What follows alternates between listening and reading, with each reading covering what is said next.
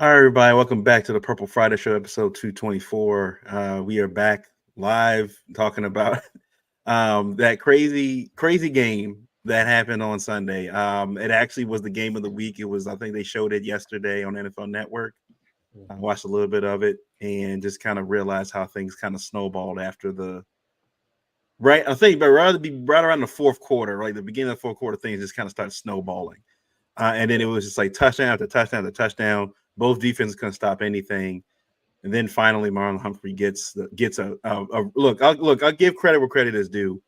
Marlon, I don't know if he had read that play from earlier in the game where it was a similar route being run, but he was it felt like he knew it was coming. It felt like the way he positioned himself, he knew that ball was coming to hit him right in his right arm, and he comes down with it. And then the Ravens go down, and I think they're able to score a touchdown on that drive to, I think, either tie. I think they tied the game. I think they tied the game at that point. Then the Bengals, I think, go down and they try to then they score. I think they score right after that. And then Lamar on his wild play. No, They've I been think they showing tried that. to. I think they tried to kick the field goal. They And went they down and missed. tried to. Was that the missed field goal, or was that overtime? That was overtime. Okay. That was overtime, and then we got the ball back. Yeah. So after the touchdown from I think that was it was one of either a T Higgins or something touchdown. And then Lamar goes down the field, fumbles the ball at the snap, stiff arms Sam Hubbard to the ground, and Twice. throws like going out of bounds, leaving his feet, and throws into the back of the end zone where there's Isaiah Likely comes down with it for a touchdown. They've been showing that clip all over social media. I mean, everywhere for like the entire week. Then everybody's like, Lamar just keeps reminding everybody, I think sometimes every few games, that this guy's not human. You know, this guy is, if there's any question of who's the best dual threat quarterback in the NFL, it's Lamar Jackson. I mean, Michael Vick has already said it. A couple other guys have already said it. Cam Newton, I think, has even said it himself. And he's like, there's no question right now, Lamar Jackson is, and as past, present, right now, is the best dual threat quarterback in the NFL. So look, at the end of that game, he willed that team to a victory. Look, and I'll give credit where credit's due. The wide receiver stepped up, man. Bateman stepped up. Charlie Kolar stepped up. Nelson Aguilar stepped up. Zay had a good game. He had like over 100 yards receiving in that game. But I think it was, what I liked about it was a game where we've been always criticized about if we get into a shootout with somebody, we can't duke it out with them. And they showed that we can go ahead and duke it out. I think the main difference in that game from what previous games where we've had situations in like that is, it felt like once the Bengals started going at the way where I think once they were up by 10 points, it felt like Lamar and that offense just ran either no huddles or those sugar huddles. Like it was very quick to the line of scrimmage, plays down the field. Lamar was making plays with his legs or with his arm down the field. And it looked very efficient. We've seen this with Joe Flacco.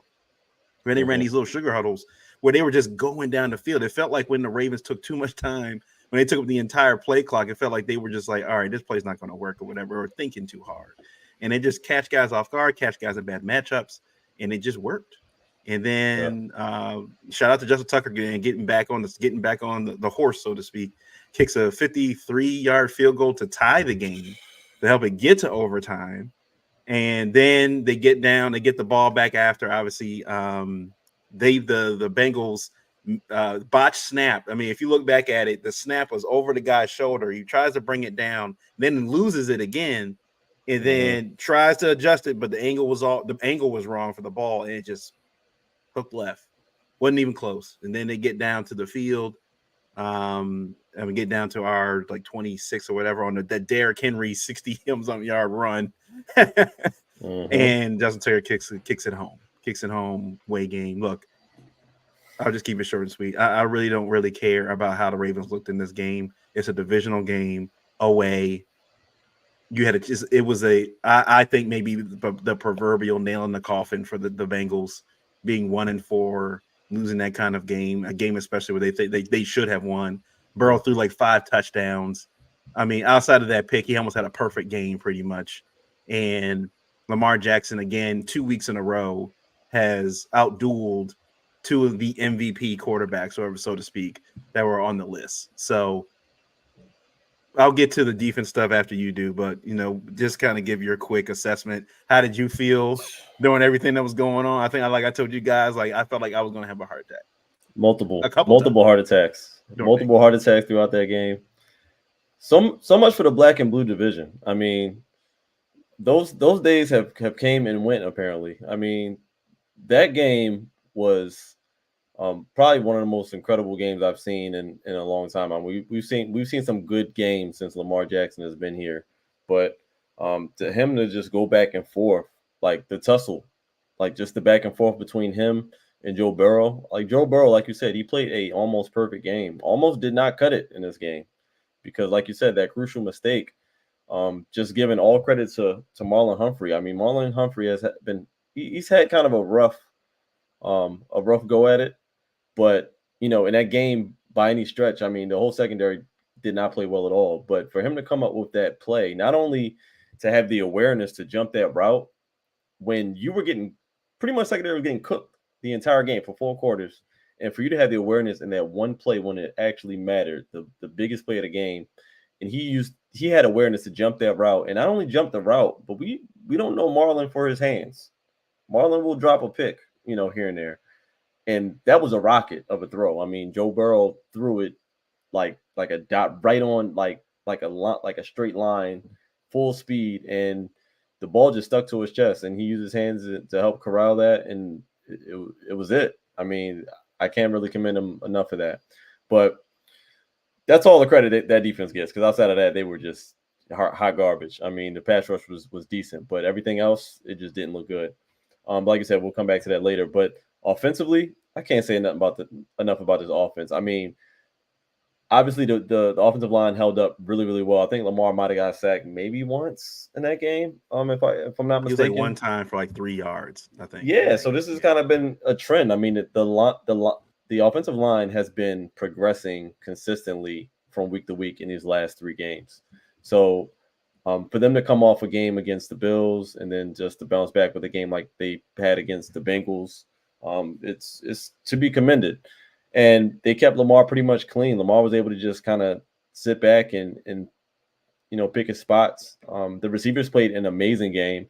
This game with the receivers is probably the most spacing I've seen with route running. I mean, Bateman was getting separation. Zay just had separation the entire game. He had, I think, 111 yards receiving.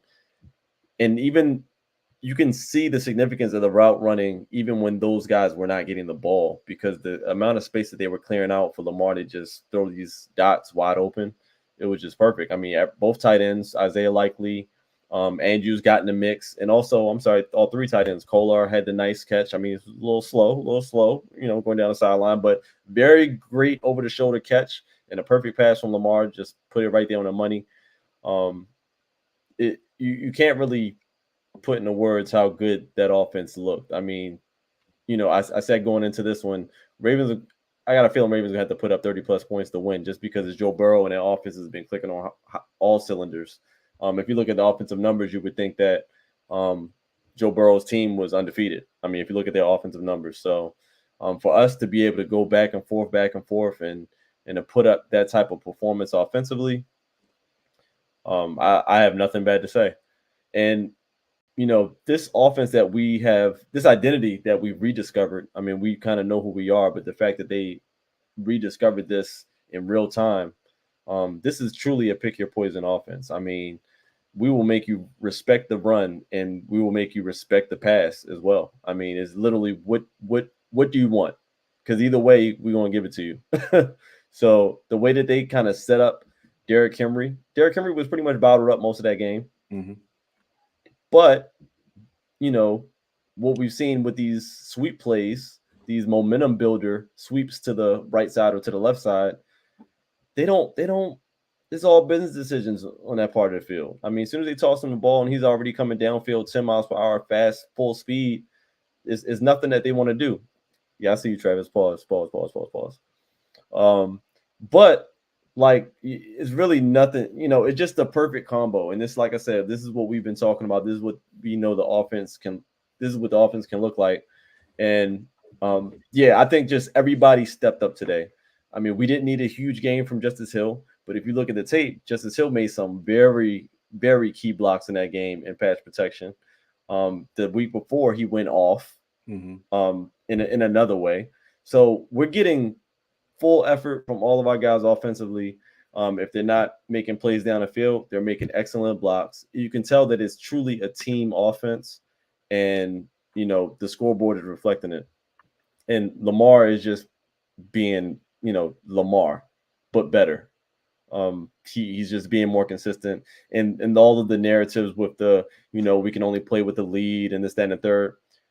The narratives are just repeating themselves. Lamar he's proved this already before. I mean, It's not the first game that he had to go back and forth with a quarterback. He's done this multiple times. He's done this multiple times last season. So I'm not surprised. But, the fact that he just keeps performing the way he's performing on the field, it's just, it's just a sight to see. So, congrats to our guys. They showed up and showed out. And away game at that, to do that in Cincinnati, no easy feat. And we're talking about a team that's starving. The Bengals were starving for a W, and it just wasn't enough. So shout out to them. We'll talk about the defense later, but pretty much perfect performance outside of a couple of mistakes. That is literally no need to nitpick, because they just done too much for us to nitpick it on the offensive side of the ball. So great game. Well, yeah. So also, Tylan Wallace was very, very key in this game. He only had, I think, a couple targets, but that third he down. was very big on that Derrick Henry sweet play to the left that got him 60 yards. He helped create that seam for him to get down. So I think that's when I think a lot of people ask about, is it Devontae Adams coming here and other players like that. And it's like, I think the way the Ravens like to run the ball, especially on offense, they just can't really have guys that are going to be like, I'm going to take myself out of the play because I'm just not going to do it. I'm just not going to do that. Like, guys know if they play for the Ravens, like, you're going to have to block on offense. Like, if you're going to play tight end, you're playing not necessarily a typical, like a Travis Kelce role, guys like that. You're going to be playing like that old, was it Daryl Johnston role from the Cowboys? Like, you're going to play that role where you're going to be blocking upfield. Like, and I also like the fact that it feels like they're incorporating Ricard now more into Derrick Henry's. Like, again, like you got 500 pounds right there, like 500 pounds running at full speed. Like, it's a lot of guys. And like you said, when you're making that sweep play to the outside, a lot of times those guys are either matched up with a safety or cornerback at that point on that side. Like you said, business decisions. If I weigh 198 pounds and there's Ricard coming at me at 300 pounds, and then there's Derrick Henry running at me, who's like 250, 260. I'm like even if I get past him, I'm potentially facing a Derrick Henry stiff arm. Game on the line or not? Like, what I'm gonna do? It's rough, but I also like the fact that they didn't get away from it, even in overtime. It felt like they got to overtime. We got the coin toss. We got heads. We're like, all right, great, we got the coin toss. And I was like, okay, just don't start getting throw happy. Now that it's a new game. Reset yourself, and I love exactly what they did. They gave the ball to Derrick Henry, like, look, man, go win us the game, man. And I think they said it on the shows like Monday morning and stuff. Like, this is why Derrick Henry was brought in here, because while I think JK would have done that for the Ravens. The only problem was while he was here, he just couldn't stay healthy. I think that was just the thing about JK Dobbins. He just couldn't stay healthy here. But I think that's where you see the difference why the Ravens moved on from Gus Edwards. Like, he's not going to be our premier back, because a Derrick Henry type player, even he said, I think after that run, he's like, if I knew Geno Stone was actually behind me, I wouldn't have gotten caught. He's like, I didn't know Geno Stone. He thought when he got past the guy, he thought he was by kind of himself. showed him out the way. He thought he was gone for a touchdown. Yeah. He's like, if I knew he was behind me, I would have like kicked up on another gear and I'd been gone. Or I would have turned around and like pushed his head into the dirt. A la Steve Smith. I would have pushed his head into the dirt and then still scored a touchdown. So so even Derrick Henry on that run was like, nah, I knew I should have scored, man. I should have scored a touchdown. So, but having that again, I think having that explosiveness of Lamar, and then I think that the big part about that too was it wasn't even Lamar's legs towards that end of the game that did it. It was his legs in a sense that helped him scramble get out of pressure and get out of sacks and stuff. But it wasn't like he was running for 40 yards, running for 50 yards. Like, he was really staying around behind the pocket in the pocket and trying to find guys downfield to make plays. Yeah. So beautiful. Now look, we'll talk about the defense real quick. I want you to touch on real quick. You touched on, I think, in the group chat a little bit on why the defense seemed to struggle the way they did. I'm gonna pull it up real quick, and I'll just each point I think you made. And let's see here. I'm just gonna pull this up. Let's see. Okay. All right. So yeah, the first point you were making about the deep pass to Jamar Chase. So what do you think? Why did that? You said it wasn't. We all blamed Marlon. Yeah. All of us blamed Marlon on that play.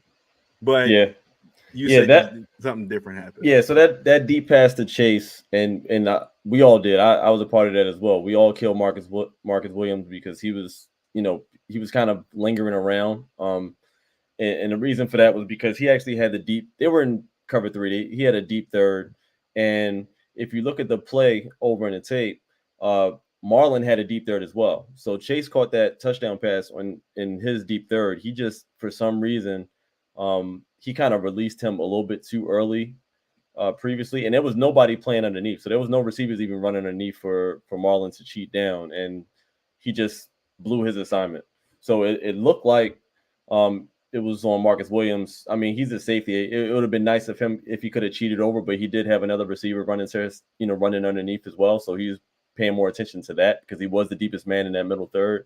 But Marlon, he got to drop back further than that in his zone. So that was the first blown coverage there. So a lot of those issues from Sunday were basically blown coverages and bad technique. The other Chase TD, which was the bubble screen play, which they just tossed it to Chase in the behind the line of scrimmage, and he just caught it and just split the two defenders and was gone. That was a combination of things. Malik Harrison, he didn't force his man outside. He kind of forced him back inside and gave him a lane once he attacked the guy. And Roquan just took a horrible pursuit angle at Jamar Chase, and it kind of opened it up. But the person I'm more pissed at is Marcus Williams on that play, because Marcus Williams, you just got to be better than that. Marcus Williams was literally, he had a perfect sight at, just cleaning up whatever. If Chase got past Rowe and got past Nate Wiggins and got past Malik Harrison, Marcus Williams was right over top of that, even before Roquan was able to take that horrible angle. So it was just bad technique, bad angle pursuit, and Chase just went off. You just can't let their best receiver do that. They were within like arm's length of making that tackle, and he just didn't.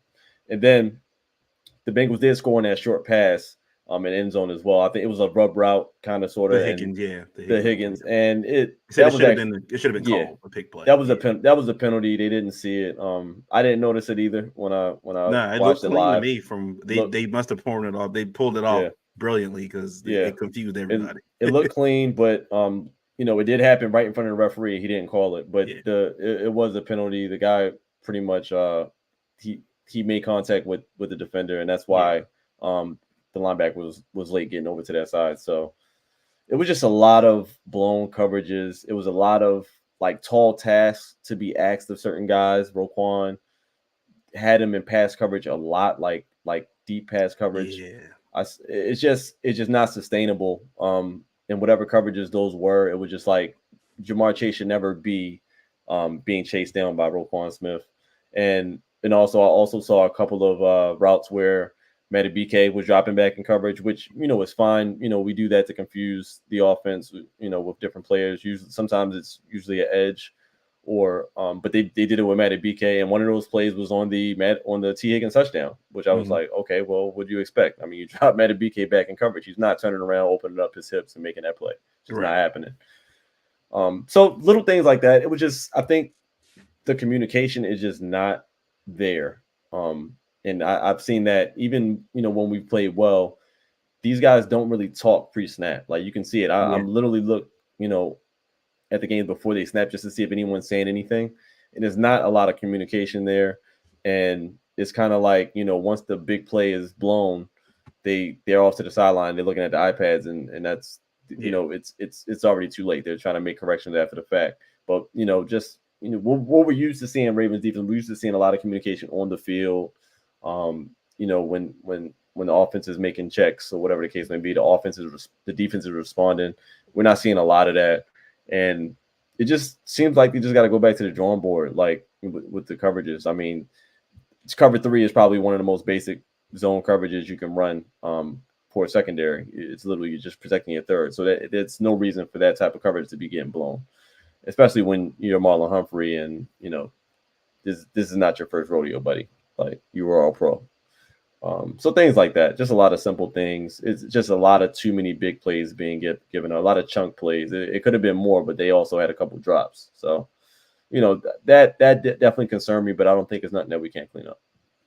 So Corey brought up a good point too. It's odd that they have so many communication issues on defense when they have a lot of the same guys that last year for this number one defense. And what is the change in the philosophy? Are they saying they're relying on guys just to kind of know their job? Like, are they just expecting everybody just kind of like, hey, we're not going to worry. We're too worried about saying keywords or saying phrases or things like that to keep the offense off what we're doing. That kind of thing. Maybe do they have the verbiage down? I don't know what do you think it's the same guys, right? It's the same guys. The only difference is the coach. Only difference is the coach. I mean, that's literally the only difference is the coach. I have no idea. I mean, Nate Wiggins is out there. He's newer to the coverages, but for a secondary, it should be a little less complicated. I mean, if you're a safety, you need to know, like, if you're a robber on a certain play, things like that. But it's not rocket science. I mean, I'm not an NFL athlete, so I'm not just going to sit here and act like I can digest the NFL playbook tomorrow. But the only thing difference is we have a different coach, and I mean, I don't know if that brings light to them bringing in the additional help for Zachary or whatever the case may be, but something's got to give. Could it be a situation where I don't know what the thing going in the locker room is that it felt like that? Did it feel like? Does it feel like that Zach Orr kind of wants to be more in control of the defense, where he's kind of making adjustments on the fly? I don't mean, like, when they come back, not really allowing Roquan and then to kind of make adjustments when they get to the line of scrimmage and kind of just running the defense as is, like showing them one thing and then moving back and showing them something else. Like, I don't think so. I feel like it's in everybody's best interest to allow some type of control at the line of scrimmage from your players. I mean, when they line up and they see certain things, you're going to want to be able to make that correction, but sooner rather than later. Like I said, it could just be a matter of, like I said, he's brand new to this type of role, and I think one of the most difficult jobs in the NFL is the adjustments part of the job. I mean, it's hard enough to call the right play on the right down, let alone when you have a particular plan in a lineup and the offense lines up, in a completely different formation than you expected, and you got to make an adjustment. It's no excuse, because I mean, that was week 5. It's not like it was the first couple of games.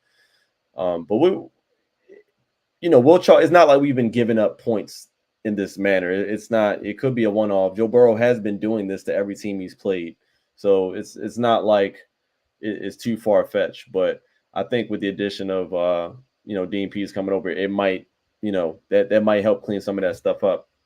Just as far as coming up with a plan of communication for when things need to be corrected, and also just to assist with adjustments. When offense is doing certain things to exploit your defense, they're going to continue to do that unless you make an adjustment and fix whatever they're exploiting. And maybe that's just what our downfall was in that particular game.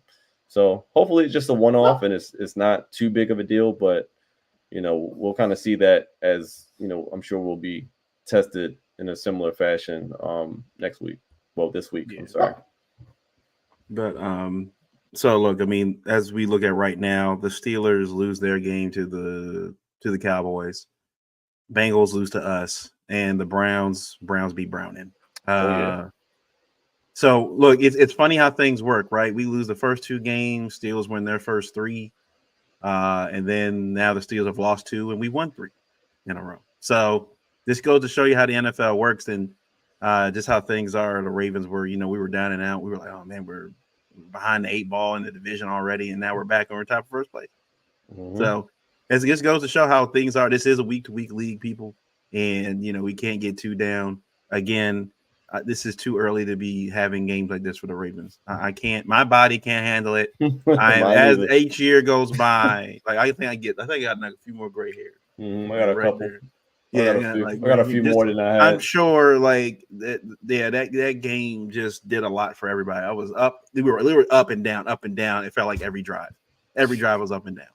I Rough. was literally sweating through my shirt. Like I had to walk outside after the game and just walk around. Like it was a lot. It was a lot. So glad to get a W though. Glad to get a W. And we'll kind of move on now to our week 5 around the NFL. And we'll touch on obviously the biggest news of the week. The Jets fire Robert Saleh after five games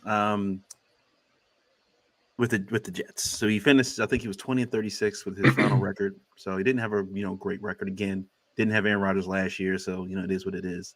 Mm-hmm.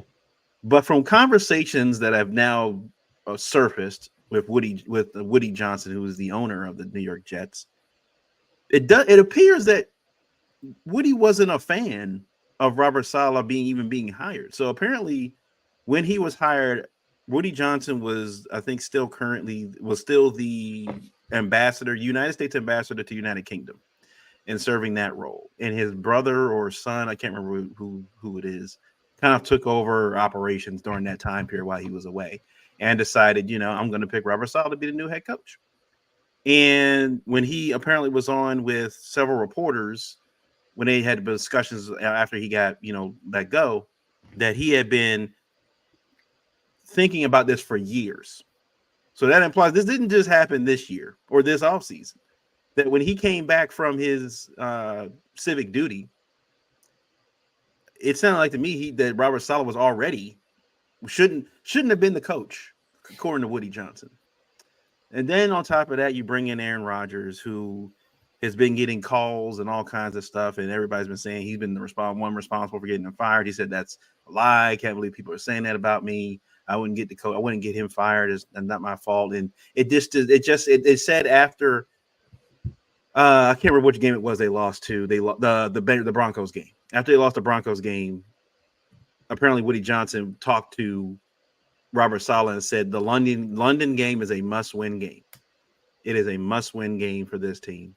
But then apparently had a conversation that Monday before the Vikings game in London, had a conversation with Aaron Rodgers privately. I wonder what that was about. So he had a separate conversation with Aaron Rodgers, but yet no one knows why Robert Saleh got fired. Aaron Rodgers then goes out and throws 3 interceptions against the Vikings. Now, I will say, it's one of those things where it's like, it's one thing throwing such a tip pass, in the middle of the field, guy picks it off, receiver hits his hands, whatever. All 3 of these picks were terrible picks. All 3 of them were terrible picks. One was thrown right to the linebacker. The other one was thrown way over Garrett Wilson's head, or Alan Lazard, way over his head. And the other one was thrown short to Mike Williams. But Stephen Gilmore just literally went down and it fell right into his hands. He underthrew Mike Williams on that last play. Yep. And so the defense that Robert Saleh was in charge of, which is still ranked in the top 10 as of right now, is fired because Aaron Rodgers threw 3 picks. They still had a chance to win that football game that last drive. They had a chance to win that football game on the last drive. Aaron Rodgers throws 3 picks, and Robert Saleh is the one that gets fired. Make it make sense. Doesn't make sense. Can't make it make sense. I mean, listen, Aaron Rodgers, he's not the reason that he got fired, whatever. He was the reason why he got fired. And maybe it wasn't directly, but Aaron Rodgers was absolutely, at least indirectly responsible for Robert Saleh getting fired. I mean, if Aaron Rodgers doesn't come here, Robert Saleh most likely still has a job. I mean, yes, his record is not the greatest record, but look who his quarterback was before Aaron Rodgers got there. They had Zach Wilson and Mike White or whatever his name is. Mike White, yeah. I mean, just going back and forth between the two. I mean, poor Zach Wilson was getting booed. He was never set up for success. I mean, It just wasn't a good situation. So, I mean, whoever had whoever had that job, their record wasn't going to be much different. Robert Saleh is a defensive coach. I mean, the defense over there, the Jets, was never the issue. I mean, the defense has been looking solid for the most part that I can remember. And they even looked solid in the game that they just lost against a very, very powerful, high-powered Vikings offense up until that point.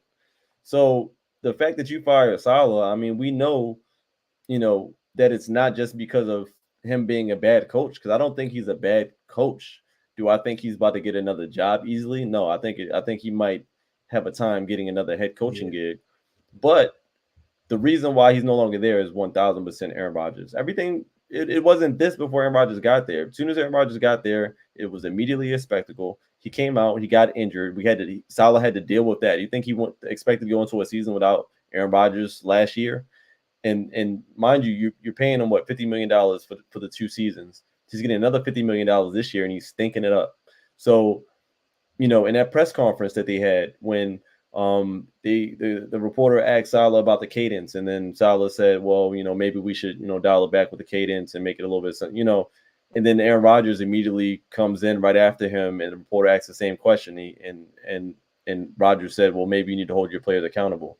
Well, maybe you feel like that, but the fact that you put it on Front Street, you're already kind of stirring the pot and egging on the situation. I mean, it was kind of like an alley-oop firing almost. I mean, that's the first step. The first step, undermine the head coach in public. Second step, throw 3 picks. Third step, you're fired. Like it was literally happened in that order. So for you to tell me that you're not or Aaron Rodgers wasn't responsible, I just think your eyes just clearly aren't open, because it's just something that we expected. I mean, we knew this was going to happen, and it's not really just because of the Jets. I mean, it's not that they've had the most success in recent years, but I'm not really putting on the Jets, because I feel like, honestly, if Aaron Rodgers went to any of these teams, if he went to Carolina, I don't think it would have been different. He went to another team, a team that needed a quarterback that necessarily don't have all the pieces there. Aaron Rodgers was not reviving the team, and he damn sure wasn't reviving the team with an uncertain future. What are you going to revive the team and do? What, help them to the playoffs and then retire in a year and a half? Like, what good was he going to do anyway? We got to chalk this up to being a bad investment. Not only physically, because he's just not all the way there after the injury. It is what it is. Not that they anticipated him being hurt that first year, but he's just not who he used to be.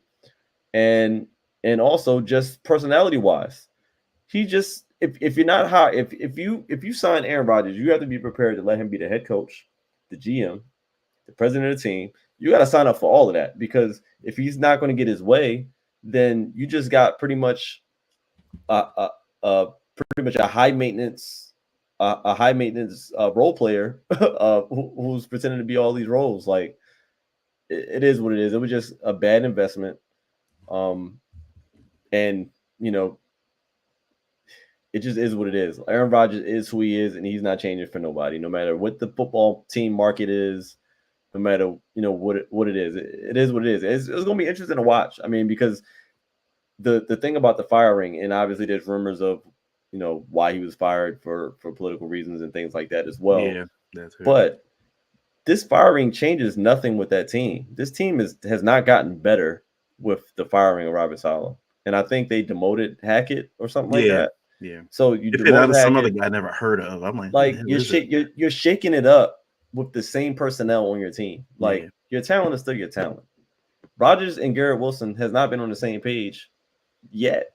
I mean, the communication isn't even there. Like, and it was clear in week one. It was clear week one, I think, when they played the 49ers. Yeah, Garrett Wilson just looked frustrated. And we gave him that. It was week one. It was like, all right, we'll give you that. We'll give you that. But it's been this every single week. And then going to London, and then you at the podium. You can't be at the podium. You can't.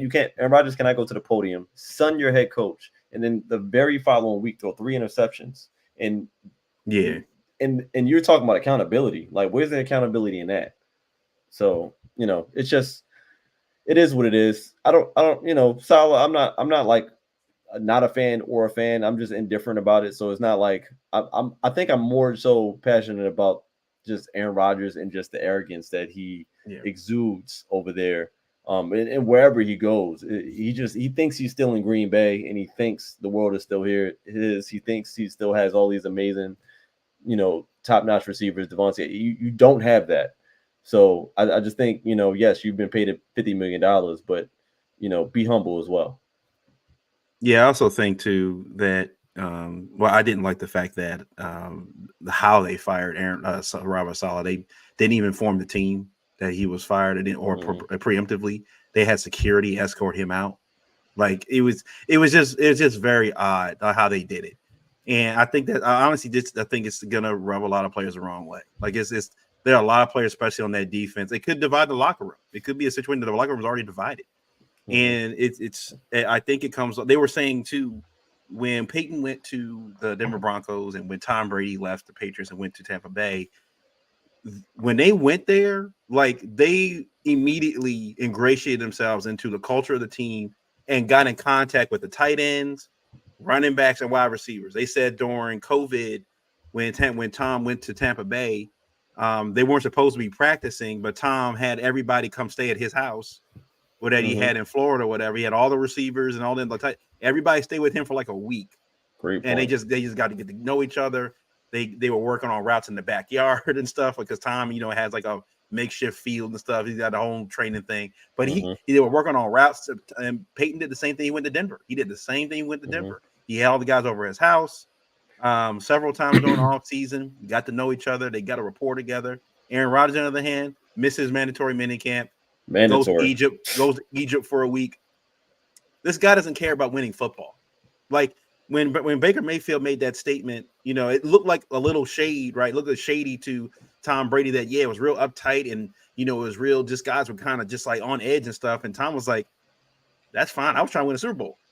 Like Tom was like, I'm trying to win. Like, I don't care if people are happy or, trying to have fun. Like, I'm not here. Like Tom was I'm not here to have fun. I'm here to win a Super Bowl. That's why I left New England. I didn't come here just to, twiddle my thumbs. I'm here to go win. And that's what he did. He won a Super Bowl. So, but Aaron they fly a jet out, and Robert Saleh was on that jet. Robert Saleh was on that jet to go talk to Aaron Rodgers in California, to bring him to New York. They did all this stuff, pandering to Aaron Rodgers, and now Aaron Rodgers has single-handedly blown the team up. He's blown it up. And now there's nowhere to run for Aaron. There's nowhere to run for him now. There's no one to blame. You can't blame Ehrlich, who's now the interim head coach. You can't blame Hackett. He's been demoted now. It's on him now from here on out. Regardless of what happens, no one's going to blame the coaches. Everybody's going to be looking at Aaron Rodgers. And you already see him getting tested with the media already about the response to Saleh getting fired. And I don't know. It's just not going to work out. And I'm also tired of these pundits on these shows constantly bringing up Aaron Rodgers won 4 MVPs. It's like, that was like what, 7 years ago. For the last 3 years, he's been mid. Let's be real. He's been mid. He's been mid. Very mid. He's been okay enough to get the team to the playoffs, and they always get beat by the 49ers. That seems to be in the first round. It seems to be his MO. And you have to think they play the Bills. I think they play the Bills this month. Is it Monday night coming up? Monday night? Oh, is that Monday night? I think Possibly. That's Monday night. Yeah. I think that's Monday night game. Let me check, make sure. I think the Monday night game is the Bills. Check. It's Jets Bills. Where in New York. In New York. Okay. Jets because Jets fans are very vocal and very passionate about their team. This love affair they've had with Aaron Rodgers all of last year, waiting for him to get healthy, waiting for him to start the season. They had one good win. I think it was at week 2 or week 3. They had one good win. The Jets fans thought they were back at it. We're right over. We can contend for the division. If they get beat, if they get blown out by the Bills in New York, Aaron might not show up. Especially that the Bills aren't playing their best football. If you can't take advantage of this version of the Bills, no. Oh yeah. If the Bills go in there and handle the Jets, it's going to be. And we're only in week 6. We got like at least 11 more of these things for the Jets fans. It could get scary real fast for New York. So look, again, I think Aaron Rodgers will go down as one of the best quarterbacks of all time. I've always considered him one of the best throwers of the football, but as a person, the man's a jackass. Like he's a jackass. I remember I heard all the reports and stuff about his family. And everybody was like, why he's so distant from his family. And at first people thought maybe it's just them. And then you're starting to realize, you know what? Maybe it's him. Maybe it is him. Yeah. Maybe Listen, that 50 million got him feeling different, man. And he just again, I think he feels like he's above reproach. And look, New York media is undefeated. yeah, they will make you humble real fast. yeah. He might one of the, I would not be surprised if Aaron Rodgers pulled an Antonio Brown and just walked off with his little ayahuasca drink, whatever he has, and just like, I'm out of here. Go back to Hey, my cave he'd be in doing Northern him a favor. California. He'd be doing him a favor if he did that. But Yeah, get up out of there. Other games that occurred, we want to talk about real quick. Texans Bills. Texans win a thriller in that one. Josh Allen 9 for 30 in an awful game. Awful game. They said statistically is one of the worst quarterback performances of all time. Statistically, it was awful, and it's funny how Nico also gets hurt in that game, which sucks. I got him in like 3 of my leagues. Of course, yeah, he might leads the go league on in the IR. NFL in yards. He leads the league in yards right now in the NFL, receiving Hamstring, yards. right? Hamstring. It went from day to day to now he's week to week. Yeah. So I don't know. But the Texans pulled out a game, tough game there. CJ Stroud, he's been playing Okay. Like okay. Yeah, he okay. hasn't. Yeah. I think we were expecting him to kind of, Pick up where he left that's off. that sophomore year slump is a thing. And the second year slump is a thing. I think we thought that maybe because he did play a lot of games last year that he wasn't going to hit that slump, but he has. He struggled a little bit. He struggled a lot. And then Stephon Diggs comes in the fold, and it hasn't really added much to that offense firepower wise. And I think was let me look. I think Stephon Diggs had 6 catches for 82 yards, so he did okay, no touchdowns. Nico Collins 2 catches for 78 yards. He threw the ball around a lot. Mm-hmm. Threw the ball around a lot. 331 yards. He had statistically a good game, but threw 1 touchdown, one pick. Yeah. So in a game where the Bills are struggling, I think Shakir was out for this. Was he out for this game? I think he was out for this game. Keon Coleman only had 1 catch for 49 yards. Look, Yeah, it was rough. For the first 3 weeks of the NFL season, the Josh Allen's considered the MVP of the league. He didn't need any more help, right? If Diggs leaving was a godsend. Diggs leaving the team was a godsend. Look at what he's got. He's only got Khalil Shakir, his own that came back. He's got a rookie wide receiver. He's got all these other guys that came in there. And now all of a sudden on the shows, everybody's like, he needs help. Now he needs help. First, he didn't need help first 3 weeks. Now they don't have any receivers. Yeah. They don't know who do you want to blame. I mean, at first they were blaming the defense. They're like, oh, the defense, they're down so many guys, blah, blah, blah, blah, when the Ravens, when we trounced all over them. And then, then it turned into now they've moved on from the defense being a problem to them needing to step on Diggs again, which clearly they need a weapon, especially with Shakir going down. I mean, with him being injured, I'm not sure if he's back this week or not. I hope he is. I think I had to pick him up. I think he's still questionable. Still questionable. All right, I'm gonna need to know something. I need to know that soon. But yeah, like, but yeah, I mean, listen, these are things that, like, these are concerns for certain teams, but when the Ravens have to face stuff like that, it's like it just doesn't matter. Like it never matters when Lamar Jackson lines up and he has, obviously everyone, like I said, has improved. I'm not talking about this version of our team right now, but there's been plenty of situations where Lamar had to step in and he did not have the same weapons that other team had on the other side of the football. And he just had to do what he had to do with what he had.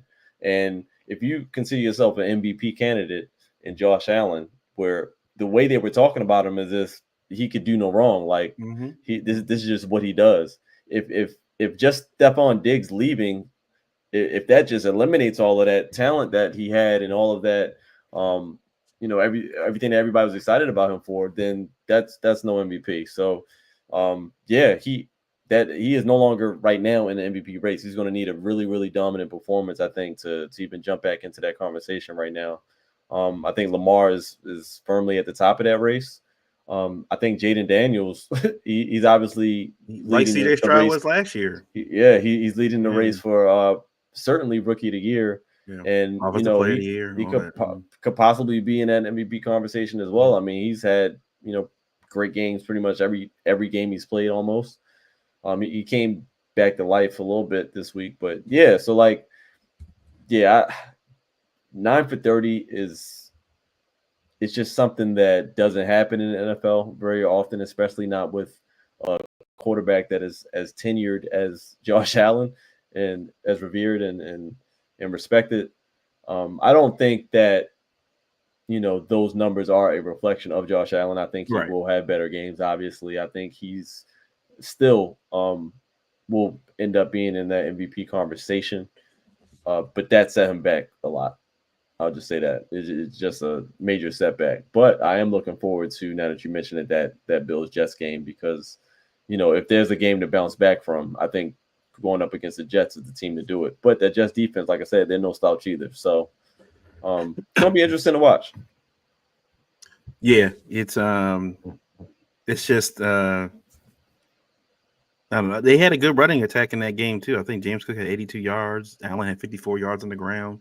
So I don't know. It just Yeah, Corey said not everyone can rock that Superman cape like Lamar, and it's very 1,000% apparent. agree. They 1,000% agree. They constantly talk about guys that put teams on their back, and Lamar Jackson won. Let's remind everybody. I'm not even gonna mention the second one. The man won an MVP with Willie Snead being his number one wide receiver. Willie Snead, but Seth Roberts, like, yeah, what are we talking about? Yeah, like, but Josh Allen needs help. But not Josh Allen needs help though. You need help. And God forbid Lamar loses a game with Willie Snead and Seth Roberts and all Lamar guys. losing a game is like Josh Allen losing 3. Or any other quarterback that's mentioned in MVP. Lamar is not allowed to lose games because that immediately knocks him down 5 slots. Yeah, it's bad. Lamar has to be perfect for him to even be in those levels, and he tries so hard. So, another Week 5 matchup. Cardinals 49ers, man. Cardinals are sneaky good. Sneaky. Kyler Murray has been playing pretty well.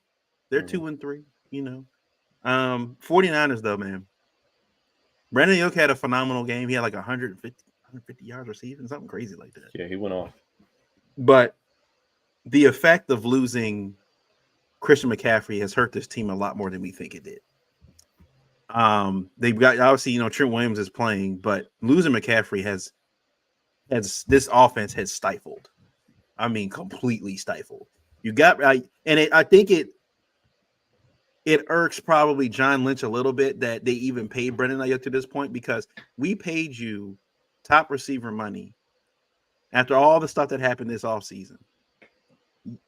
The money we're paying you is supposed to be that thing that gets us over the hump, right? You're the reason why we're winning football games. Brock Purdy threw you the ball and you got 140. Was it 100 and let me give it a correction here. I think it was 147. 147 yards and 8 receptions in that game. No touchdowns, mind you. If I can throw you the ball that many times and we don't win the football game, it's not a factor.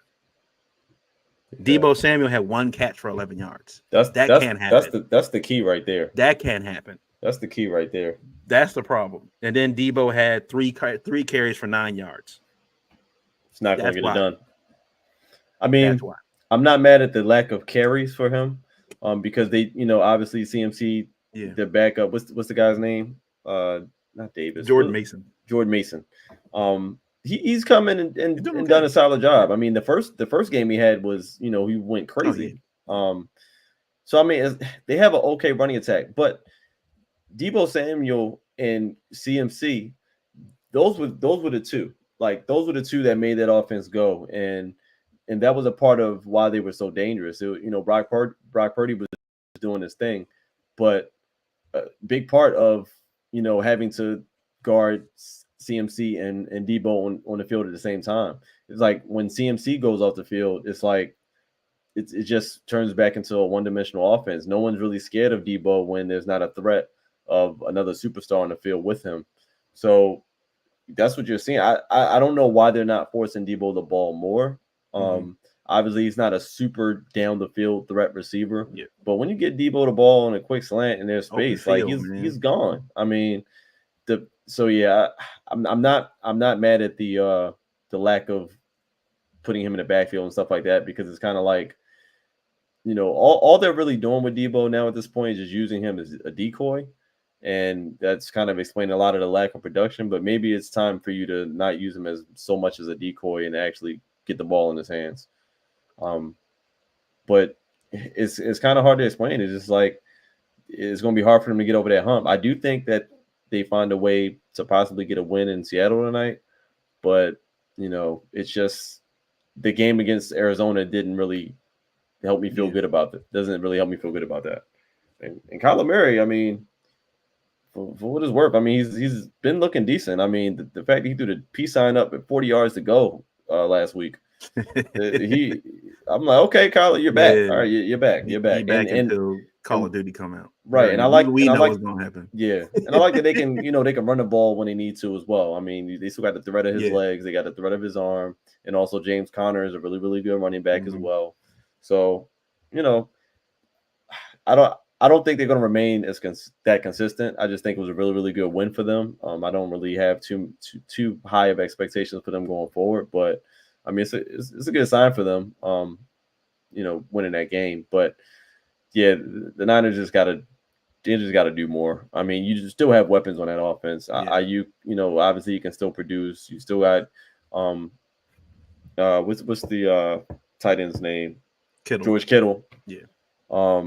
George Kittle, and you got to get the ball in your playmakers. Just like when CMC is on the field, you make sure he gets the ball. I mean, you're gonna have to do that with Debo. You're gonna have to do that with your tight ends, and they got to figure it out. I mean, Brock Purdy is still formidable. He hasn't looked horrible. I mean, so yeah, it's rough being a Niners fan right now. I know it is. I mean, sitting at 2-3 is just not what you expect.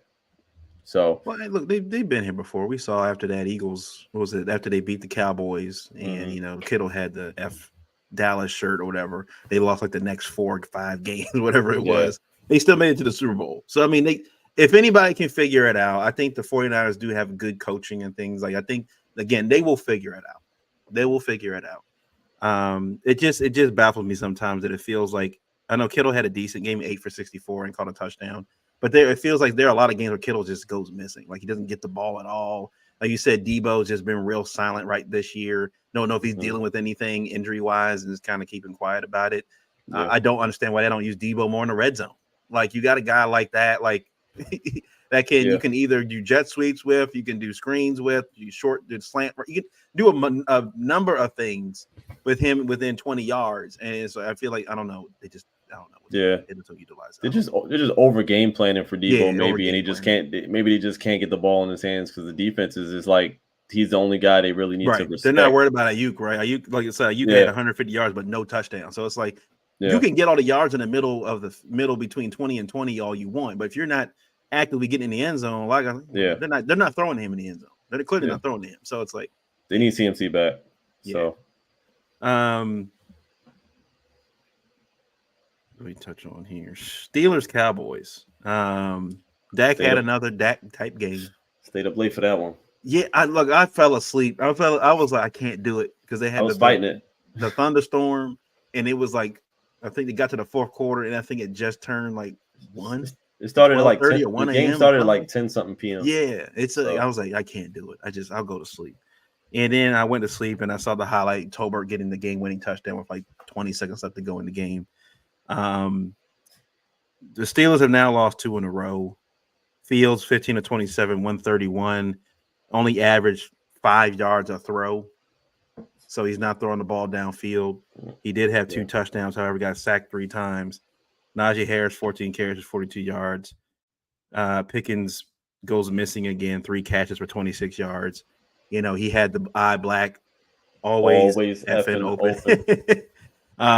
Across his nose, and then proceeds to get 3 catches for 26 yards. They've lost 2 in a row. Do you think they put Russ in there? No, I think they ride it out with Fields at least for another game. I mean, who do they have this week? Do they have not Denver? They got the Raiders. So look, they got here's your benchmark right here. They're playing the Raiders. And then Raiders bench Gardner Minshew during the game last week. So he's benched. I don't think that's going to help them too much. But they're playing the Raiders in Vegas.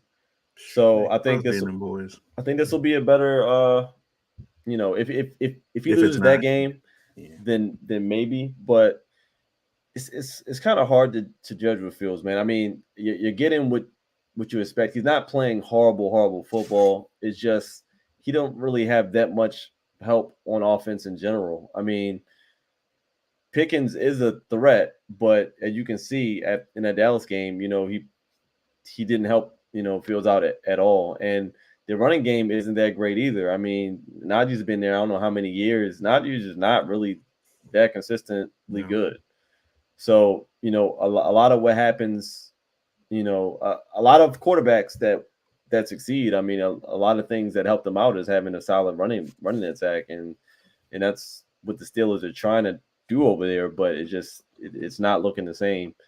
Um, and I was actually shocked, because I mean, this was a Dallas defense that's been struggling. This is a Dallas defense that's extremely injured, and to not have Michael Parsons, DeMarcus Lawrence on the field, and they still get that type of pressure on fields and force mistakes and things like that is not a good sign.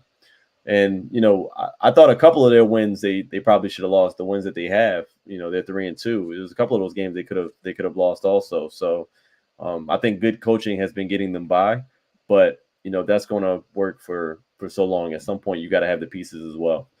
So I think they let Fields ride it out for another game. If for whatever reasons he stinks it up in Vegas, then they'll feel obligated to move on, because at that point you need some answers about your organization moving forward. But I think they want the guy to be Fields. I think they want Fields to be yeah. their quarterback. It's just a matter of, can Fields put the product on the field that they're looking for. And I think you're right. I think that's the thing. It's like I think that they didn't say it outright in off season, but when they signed Russ and then Fields became available, I think it changed the entire thinking of the team about what they were going to. And then they had to kind of walk back like, oh yeah, we're gonna. It's totally a competition for week one. Totally competition. I think they already had in their minds they were going to start Fields. I think obviously long term effect they're only going to have Russ for 1 year, but if Fields gives them anything, like that they can see any progression for this year going into next year, they could potentially get him either cheap or whatever. But I mean, he's a young guy too, so they could have the quarterback of the future. But like you said, how many if they go out and even if they win the game against the Raiders, if he doesn't look impressive like in that game, where it's like the defense kind of wins the game, right? TJ Watt and those boys like kind of win the game for them, and it's not really so much him. I'm pretty sure they've already started chirping in Pittsburgh already about Tomlin. Like again, here we are. It feels like another Steelers team that's going to go 9-8, whatever, 8-9, and they're going to either make the playoffs by a wild card or miss it, or they're going to have a winning season though. They'll be 9-8 or whatever, 10-7, and they get knocked out in the first round. So it's like it's how long can you keep going like that? Now again, the situation is they didn't really draft well. Mason Rudolph and the rest of those guys didn't pan out. So it is what it is. Yeah. So they got to still go find a quarterback. But at the same time, I don't know. It just the Ravens and Steelers are very similar with each other with how things are going, right? The Ravens are a little bit more successful in the fact that we've been to AFC Championship game, but it feels like the same things keep happening to both of us. The same things that plague us every year keep happening every year with Tomlin and Harbaugh. The longest tenured head coaches right now with their current teams. Yeah, it's tough. I think I mean, obviously the glaring difference is that we have Lamar Jackson, and they've been kind of trying to figure it out ever since Ben Roethlisberger. Yeah, if the Steelers had Lamar Jackson, it'd be complete 180. Complete with Tomlin. Yeah, but it's they've been figuring it out ever since Roethlisberger left. Like, I mean, they just don't have it figured out. They don't have a consistent plan for that. So I mean, that's the big difference. And obviously, Tomlin's still a great head coach. I mean, yes, they haven't been the best these last seasons, but with the roster that he had, most coaches would do way less than 500 on most of those seasons. So he's doing more with less. He's been having to do that. I can't believe I'm like just giving the Steelers so many props. It doesn't even feel right, but whatever. But yeah, like he's had to do more with less for for a longer period of time. And yeah, it's not a situation that I envy to be in. I mean, they got these two quarterbacks over there, and the decisions had to be made, and you don't want to make a decision too soon. You want to be sure about it, and all you have to go off of is your resume. And in Vegas, that's going to be, we're either going to extend that resume or it's going to come to a close, and you're going to be interviewing for other teams. So it's going to be interesting. We'll see, but I do think that it's a good game for Fields to kind of maybe solidify the spot for the rest of the year also, because I think that's also a possibility where he can go out and show off. It's a perfect team to try to pad some stats and show the coaches that you can do some great things on offense. Not that he wasn't before, but it's an opportunity both ways. You either solidify your spot or I think they do move on if he doesn't play well. All right, we're gonna move on to our bells and pookies for the week. So one of my bells that I'm going to mention is the New York Giants. Again, this week this is fluid, but they have won 2 games in a row. Considering everything that's going on, they win a shocker of a game against Seattle, getting a blocked field goal, returning that for I think it was a touchdown. Mm-hmm. They ended up winning. They put them even further ahead, about more than 10 points, and wins the football game. Yeah, man. Look, 2 games in a row after being just completely booty cheeks in the first 3 weeks of the season. Yep. I give them props, man. They rebounded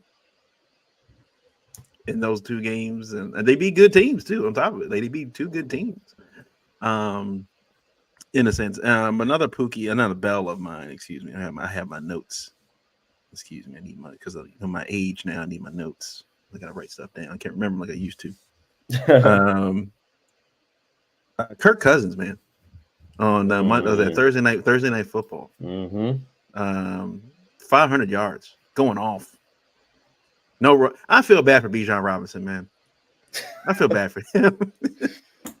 Bad for him, man. They love to underutilize him. Man, you talking about one of the? I saw several people taking Bijan Robinson within either the first or the second pick in fantasy drafts a lot this year, hoping that this would be the year they change coaches and change OCs, that things were going to change. No, they don't use him. That's all right. Let them get to year 3, year 4. They don't utilize him. The Ravens will get him. Yeah, Ravens will get him. Derrick Henry Jr. right there. And then a bell, I think it goes without saying, Lamar Jackson. Jackson. After 2 solid weeks now against the Bills, and then against the Bengals, 2 teams that could be playing. You could be playing in the playoffs or have played in the playoffs before. And Lamar goes out and has put the team on his back. Even with the mistakes and everything that's being made, he still put the team on his back, and has gone out there and just balled out. I'm really hyped for hopefully this MV3 campaign. The apparel, the merch, and stuff for that would be dope. MV3, like come on. Oh yeah. MV3. So, but I'm getting ahead of ourselves here. But what are your bells this week? So 2 of my bells you already mentioned, Lamar Jackson. I mean, what else needs to be said? He put up them numbers this week, and we got that dub. Got on up out of Cincinnati. Nice short plane trip back home. To enjoy that win for 24 hours. It was sweet. Lamar doing what Lamar does, doing Lamar things. He's obviously going to be the bell. He's been one of my bells, I think, for the past few weeks now. The other one you mentioned, Kirk Cousins. I mean, come on, primetime Kirk. Like, Matt Ryan night. It's almost nothing better. Matt Ryan in the suite looking over. Yeah. Broke his record that night. Matt Ryan in the suite looking over, looking at his team in great hands. Looking at his team in great hands. Yeah. And Kirk Cousins he's just answering the call. Like you said, Bijan being underutilized, but who cares? Kirk's still getting it done. Winning football. Kirk's still getting it done. Kirk O'Chains, man. Kirk O'Chains. Hey, and shout out to him getting my boy Kyle Pitts involved. Finally, that. right? I needed that. I needed that in fantasy. My team needed that in fantasy. I needed that. Got my man 8 catches. Come on, 8 grabs. Come on. I'll take that. I'll take that all day. And the other one, Bell, that wasn't mentioned. They lost, but Joe Flacco, man, come on. He's elite. Joe Flacco is elite. He's been elite. He's still elite at 40, however old he is. He's like 45. The man threw 33 or 44 for 359 yards and 3 touchdowns. Travis, nice of you to join us, man. We giving out the bells. Come on, our bells, man. Giving out the bells. I just had to give my man Joe Flacco the bell, Joe man. Flacco. They lost the game. They lost the game. But Flacco, 33 or 44, 359, 3 tutties. Like, what are we talking about? And the other 2 were Lamar Jackson, obviously, and primetime Kirk, man. Kirk O'Chains. Captain Saber Team, Joe Flacco. Come on, man. You know how many teams that could have been paying him starting money right now? Browns, they had him in the building. Could have kept him. Here we are. Who are your bells this week, Travis? Who you got? Oh man, I'm coming straight out of traffic. I know you just jumped on the pod. Yeah. Shit off the road. Yeah, straight off the road. Did anybody give Caleb Williams any? No. Go ahead. All right, so let's. Hey, Caleb Williams. Look, they were talking about this guy's a bust, that he wasn't transitioning to the NFL. I think we said that, or I said that. But he came out against, granted, it's the Panthers, and the Panthers are the Browns, and the Browns are the Panthers, and they're the Spider-Man meme looking at each other. But Caleb Williams, man, shout out to him. He was accurate. He was in command. He built synergy with DJ Moore this past week, so I'm going to give him a bell. And, man, outside of that, man, let's just go ahead and give Trevor Lawrence something, because he's been trash all year. He came back. They won their first game. How long did they say it was? Like 200 days? Since last year. Yeah, 271 days or something like that. And he came out, threw for almost 400 yards, showed that he should actually be in the NFL and not an analyst at Clemson, a grad assistant or anything like that. He is an NFL quarterback. So, yeah, he played super well last week, so I'm going to give him a bell. All right, we're going to switch over now to the Pookies this week. Gardner Minshew, just anytime you get benched, I don't care who it is, you get benched mid-game because of your play, you go on the Pookey list. Gardner Minshew getting benched. Aaron Rodgers and the Jets. All of them. Everybody in New Jersey. All those teams in East Rutherford, New Jersey. All those guys. Jets organization, Woody Johnson. Robert Saleh, even though he got fired, even though he's not part of the Jets organization anymore, he's part of it. Aaron Rodgers, Nathaniel Hackett, all of them right now. You fire a head coach 5 weeks into the season. Just unheard. The Jets normally don't even do things like that's not even a thing they do, and they fire him 5 weeks into the season, already kind of signaling to the team that this year it feels like it's over. I just that. And then my last Spooky, all the NFL players that have podcasts, all the ones that are currently playing that have podcasts, get off the microphone and go play. I am tired of Micah Parsons going live after they just either lost or won a game. Marlon too. You can tell on that plane they are sick of his crap. They are sick of it. Like Tuck's even he said like, oh, I can't find Tuck. Tuck's already told me I can't put him on live no more. Tuck's like, I'm done with you, man. I'm done. Like Lamar, and the last time he had Lamar on, Lamar was like, you shouldn't be live. We shouldn't even be live right now. We got to lock in. Ever since Lamar said that, they've been locked. They won 3 games in a row. They won 3 games in a row since Lamar said that. They won that game that night, and they won 2 more since then. So, and all the players that have current NFL players that have podcasts, man, like all of them. Darius Slay, Micah Parsons, Marlon Humphrey. Yeah, just all right. Yeah. I got a couple of Pookies, man. Obviously you already mentioned the Jets organization, specifically Woody Johnson. Like, you allow Aaron Rodgers to come in here and implode your team. Horrible investment. Horrible investment all in all. We kind of hashed that out, so I'm not gonna go into detail. But Aaron Rodgers just, it just is what it is. The Jets just get it, like you said, as a whole. Moving on. I gotta keep it a buck. Ravens secondary, they're getting a Pookey this week.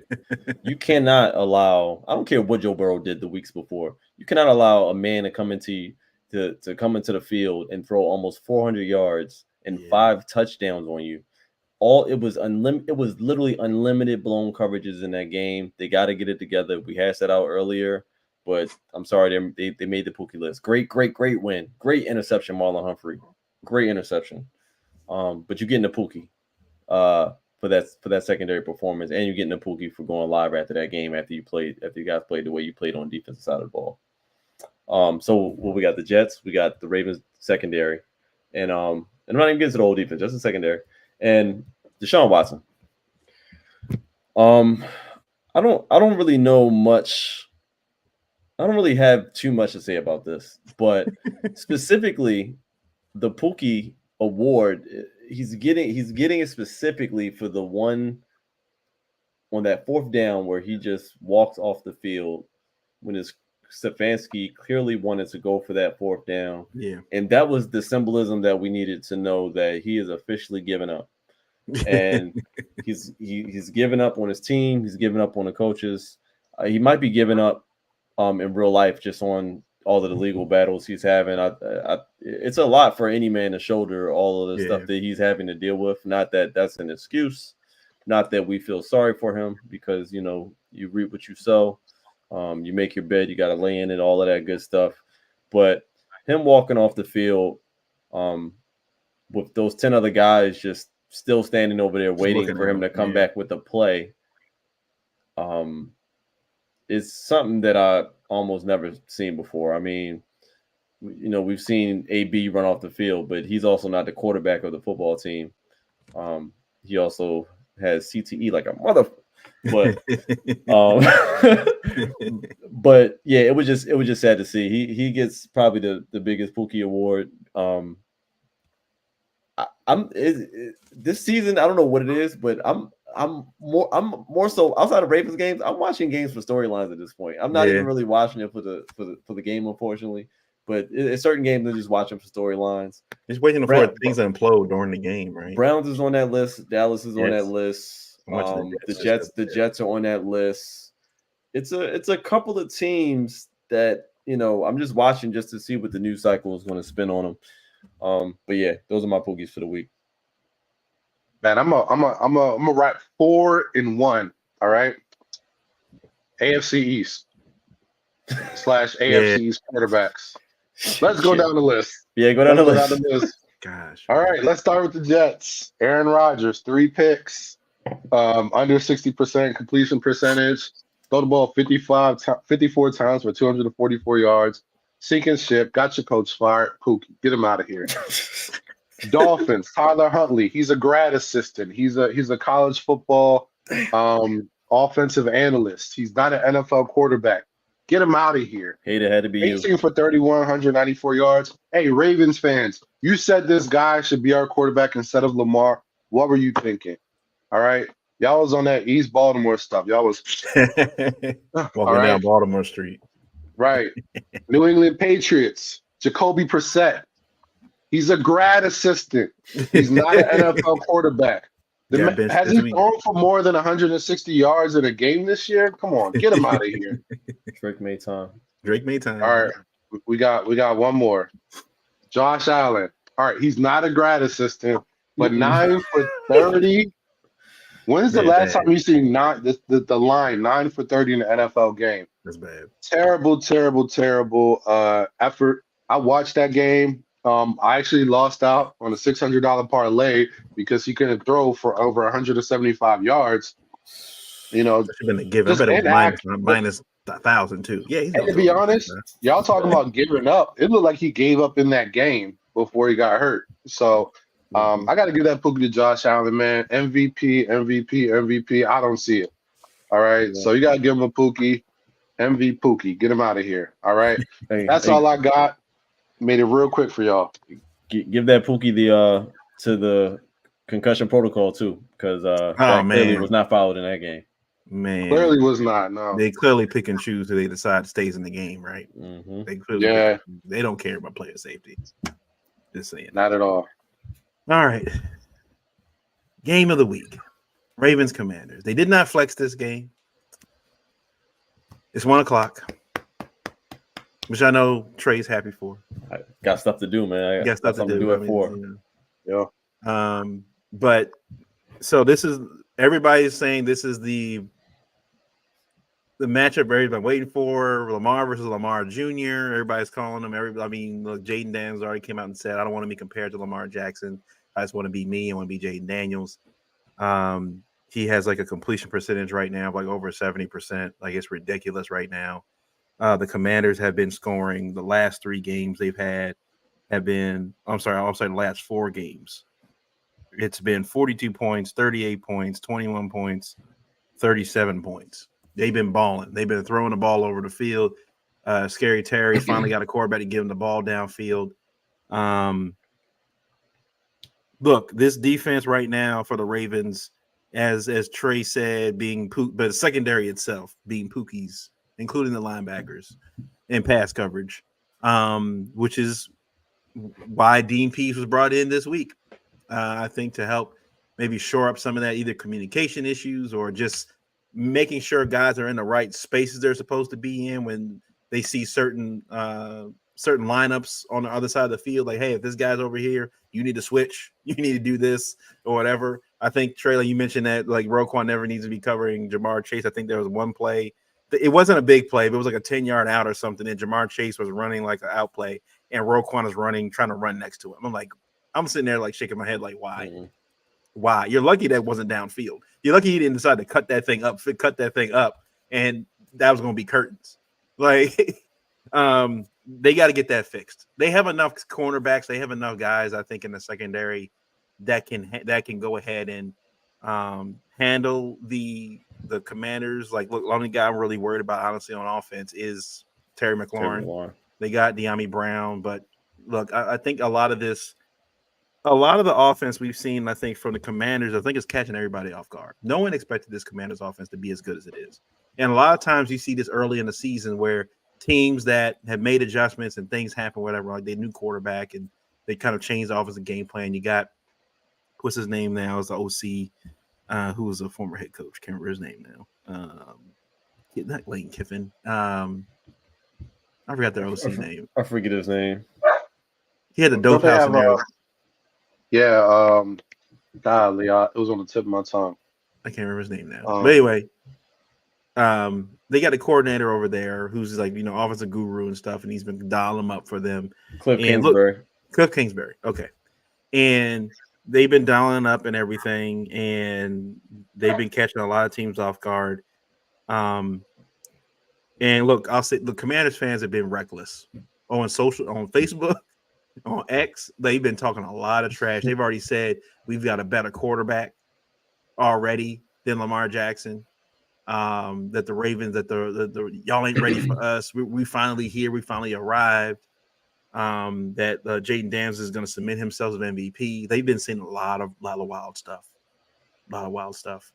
And look, I'll say this, Commander fans, for those that do listen and watch this show, y'all just got here. Okay, y'all just got here. Act like you've been somewhere before. Like, chill out. Okay. CJ Stroud fans and all the Texans fans are saying that same thing last year. What happened? Lamar Jackson showed up. Playoff game, divisional playoffs. Went off in the second half. Yeah. Don't write checks you can't cash. Ravens the Ravens, it feels like, I don't know if the Commanders themselves, it doesn't feel like the Commanders as an organization are acting this way, but a lot of the fans are acting like you guys said, they haven't been here before. Mm-hmm. They're not acting like it. Right? This is a week 6 game, right? I-95, interstate rivalry, blah, blah, blah. I'm glad that they got good. I'm glad the Commanders are doing well now. They got a new ownership, got a new head coach. It feels everything, the stench feels like it's gone, right? They renamed the stadium. It's not FedEx Field anymore. Right, the stench feels like it's gone, right? And they're doing well. Now, look, I'm not afraid of Austin Eckler. Okay, I'm not afraid of Austin Eckler. Not now. If you told me 6, 7 years ago, sure. Not now. I'm not afraid of Austin Eckler right now. But I think the keys for the Ravens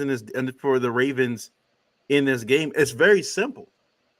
Don't let Terry beat you. That's the offense right there. Don't let him be the Jamar Chase this week. That's what keeps the Bengals in that football game is Jamar Chase. They don't have a T. Higgins over there. They don't have that kind of guy. Like they have a decent running game with Brian Robinson in them, but they're nowhere near that it's going to affect this Ravens defensive line with Matty BK and all those guys up front.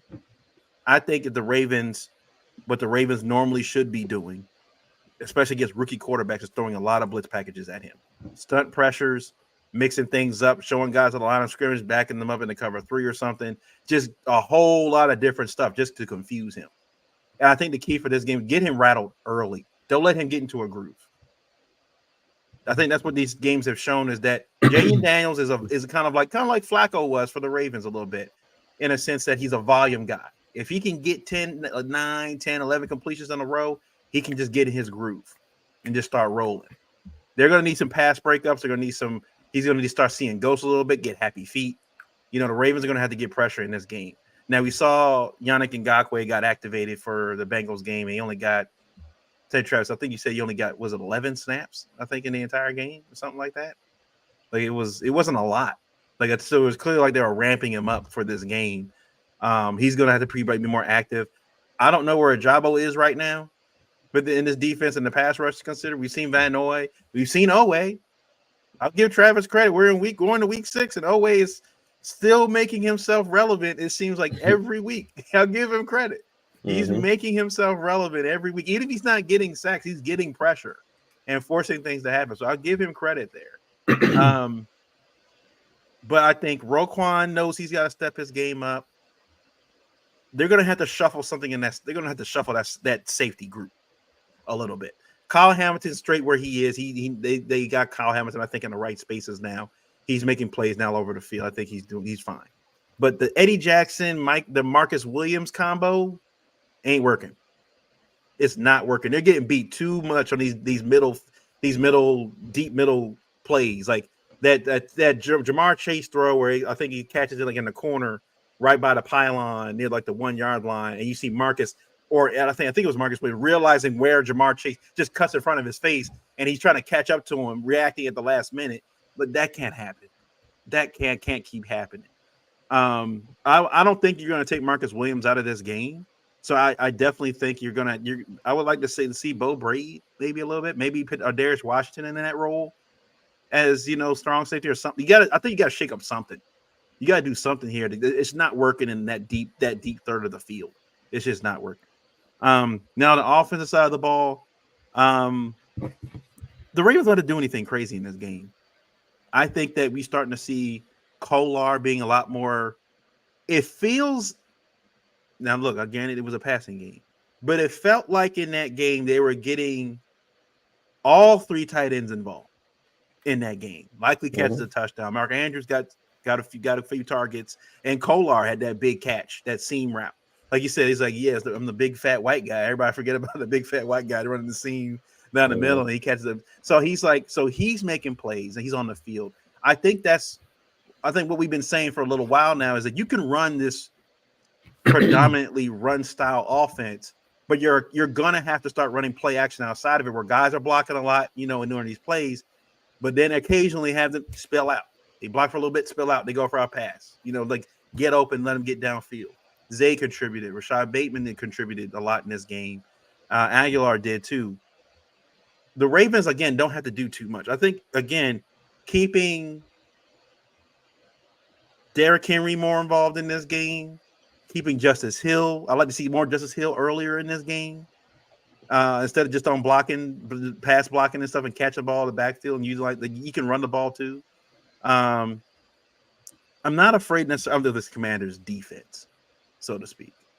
They're decent, but a lot of the fact is they've been beating teams by like over 14, 15 points, so it's forcing teams to be one-dimensional. The Ravens think they know what they got to do, right? They're thinking they get the ball in the first drive, go out there and score a touchdown. Go up early. Force the Commanders to have to throw. I want Jaden Daniels. If he's going to beat us, you're going to beat us just throwing the football. You're going to beat us just throwing the football, because I just feel like I think if our secondary, with the adjustments that they'll make with Dean Pease hopefully now in the building and stuff, and they can bounce ideas off each other, they'll go ahead and make the adjustments they need to. That this needs to be. I think the defense knows they haven't been holding their weight for the last few weeks. They know they haven't been holding their weight probably since the Cowboys game. They haven't been holding their weight. And I think hopefully this is the game they can get that back for this game. So I think that's how it goes for me. Yeah, for this game, I think offensively, I mean, look, I mean, it's hard to give keys to the game when you come off an offensive performance like they just came off of. I mean, you really just want them to do more of what they've been doing. Um, as far as just my concerns, I mean, it's an NFC game.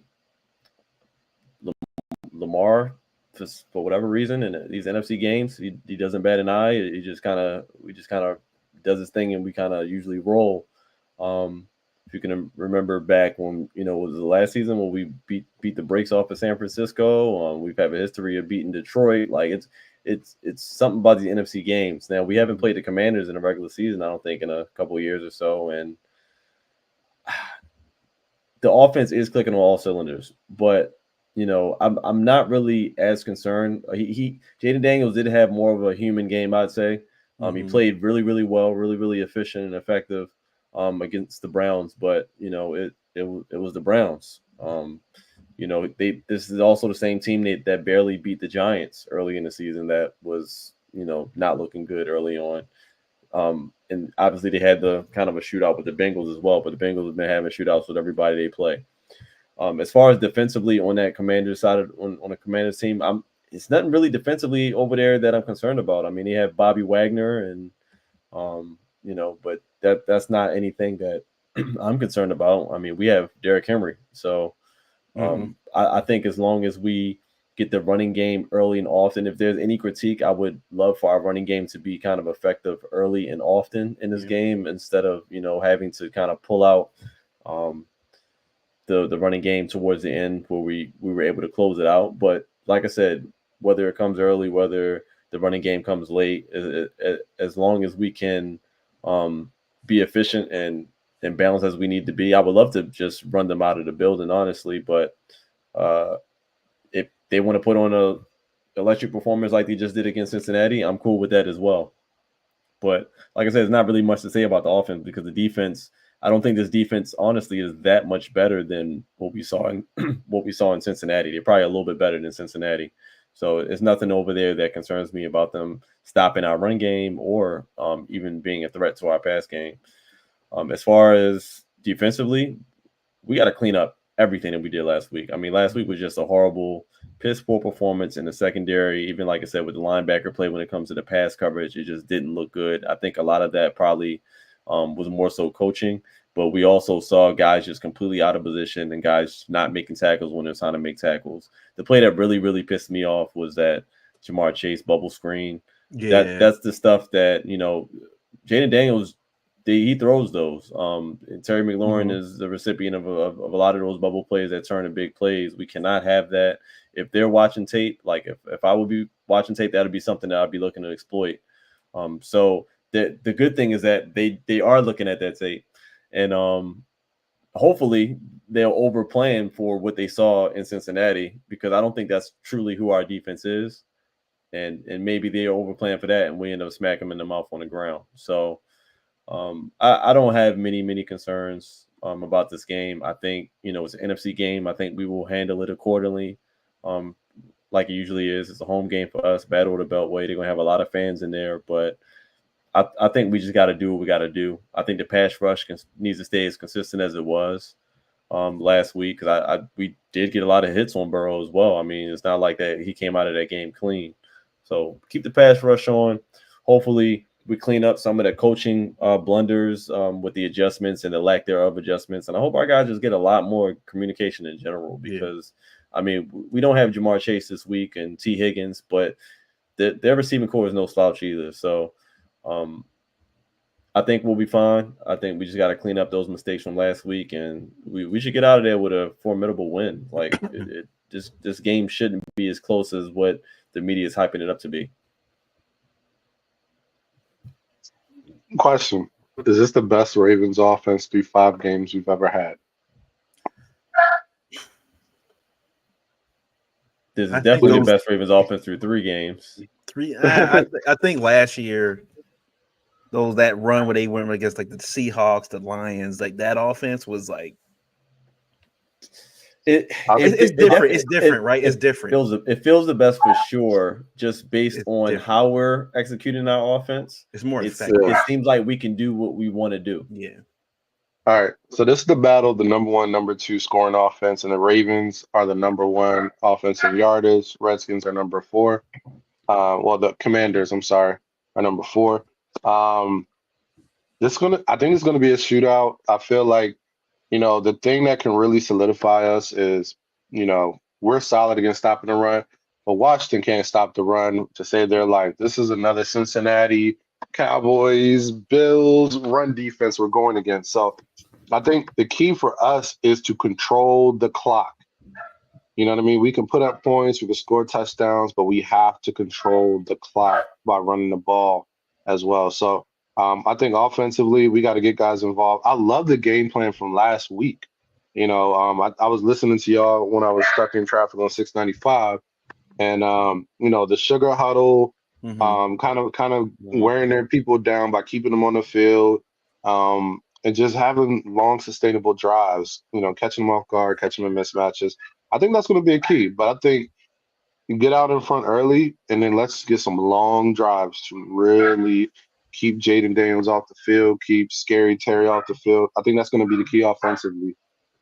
Defensively, um, man, we just have to come with a new game plan. I think, your breakdowns were spot on, Trey. Like, we're asking too much of our linebackers, and I think we're definitely playing a little too soft in the secondary.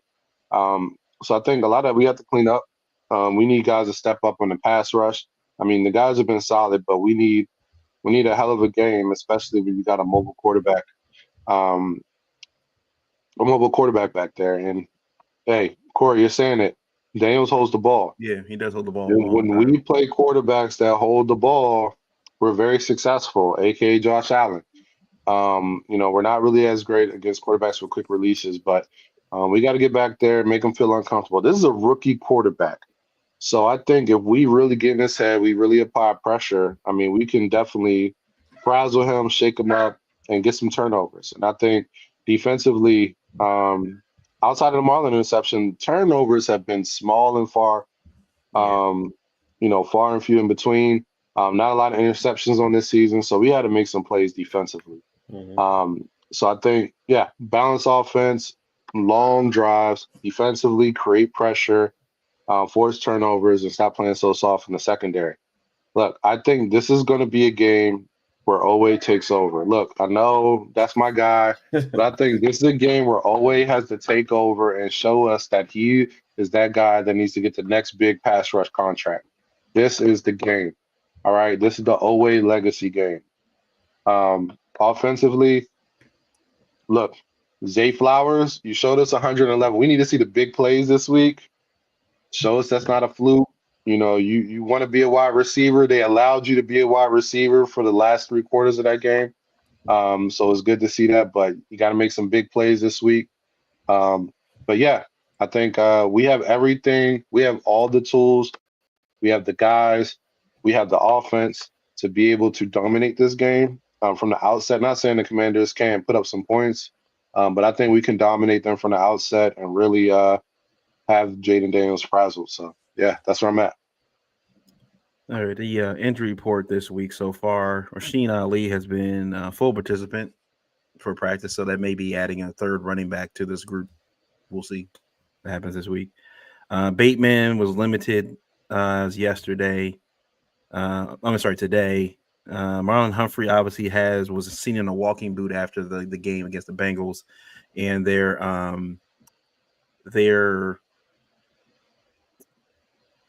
what's the word I'm looking for? Their prognosis is good as far as like what they expect. I don't know if he's going to play this week with the ankle. They haven't come out and clarified how severe or if it's a sprain. I don't know. Kolar was limited, but I expect him to play. Arthur Millette is still dealing with his knee hamstring issue. Rosengarten did get, I think, subbed out. He did get hurt during that Bengals game, so he's dealing with some, I think, a hand and ankle. He was limited. He might play. Stanley got a toe limited, but I think he's going to play. Voorhees was a full participant, and Broderick Washington has not practiced at all this week. So obviously the biggest loss I think would be Marlon Humphrey in the secondary. But again, that would be more of the slot, so that could potentially cause an issue If the lineup, they do line up Terry, they can line him up all over the field. They line his X outside and it's inside as well. So that could be an issue. But I think, like you said, Travis, if they can get pressure multiple ways with 4, sending 6, sending 5, whatever that is, if they can get pressure, sending Kyle off the edge, sending Darius Washington, whatever that may be, just throwing him different looks at Jaden Washington, this could be a long day for him. It could be a long day. This needs to be a redemption game for the defense. They got to get back. They got to get back to what they do best. They know they're better than this. This was the number one defense last year. They brought back most of the guys. As far as sack production, they're still one of the top teams in the NFL as of right now. Van Noy, who was kind of quiet last week, Rip Van Noy has been, the old man of the group, but he's been playing. He's had more sacks now as a Raven than he ever had in his entire tenure with the New England Patriots. That's wild. So, we'll see same thing with Clowney, I think. Yeah, Clowney, he went for the money. He knew what he did. He left for the money. I mean, these guys come here and flourish. So they ball out. So I mean, it is what it is. But I mean, I think that this needs to be a redemption game for the defense. I'm hoping if this is a redemption game for the defense, I don't think this game is close. But go ahead, let's get our scores before we get out of here. Go ahead, yeah, man. I think it's a lot of media hype behind this game. I don't think it lives up to the hype. At least not on the side of the Commanders. I think it's a very decisive win. I think we win 35 and we might give up about 17. So I'll go 35-17 at home. Yeah, before I get this score, I'm gonna get a t-shirt made. It's gonna say, "Where the hell is TJ Tampa?" Yeah, where is he? Where's TJ? Injury Where's report or anything. He's just a healthy scratch every week. Where the hell is he? But yeah, man, I'm right with you, Trey. I think my score ain't too far off, man. I got 35-24.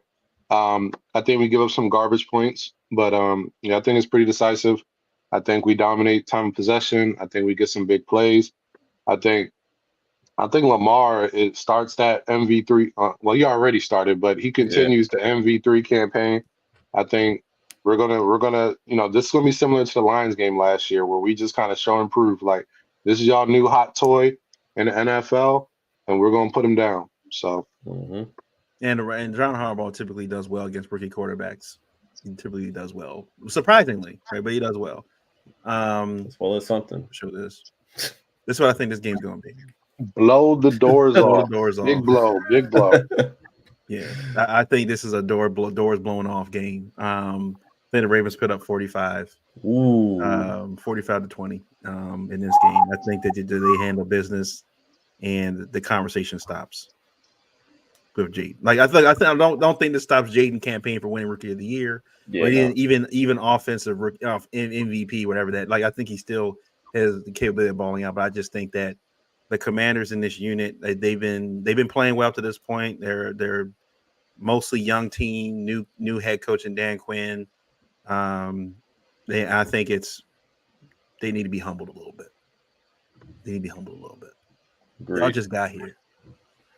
We've been here. Okay, we've been here. These Commander fans have been talking reckless. I'm sick of it. I live all around them. They're just talking nonstop. On the radio, they're just getting on my nerves. It's getting on my nerves. So I'm just like, yeah, I think the Ravens go in there this week, just on 1:00 game, and just like, all right.